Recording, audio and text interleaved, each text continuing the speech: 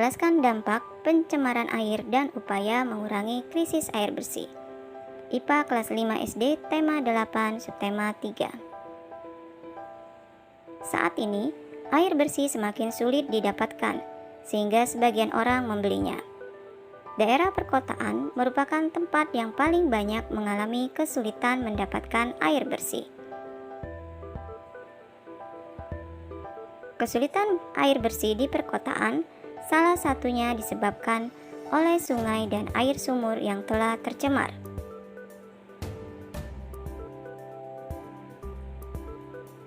Penyebab pencemaran air diantaranya disebabkan oleh 1. Limbah cair industri. 2. Sampah kemasan makanan atau minuman. Penyebab ketiga dari pencemaran air yaitu sisa deterjen. Dan penyebab keempat dari pencemaran air adalah pestisida.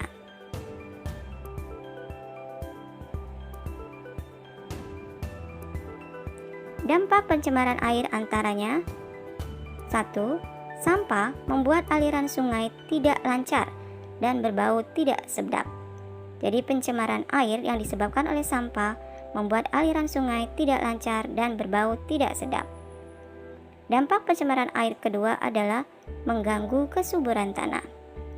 Dan dampak yang lainnya dari pencemaran air yaitu mengganggu kelangsungan hidup hewan air. Cara mengurangi krisis air antara lain dapat dilakukan dengan melakukan penghematan air dalam pemakaian sehari-hari. Contohnya, mematikan keran saat tidak digunakan. Atur keperluan menyiram. Cek pipa dan distribusi air rumah. Apakah pipa air longgar sehingga air akan terbuang percuma?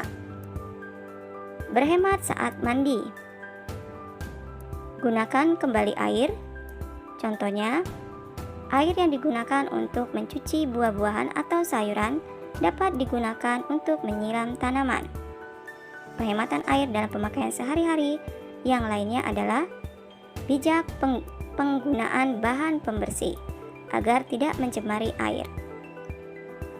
Cara mengurangi krisis air yang kedua adalah menggalakkan penanaman pohon.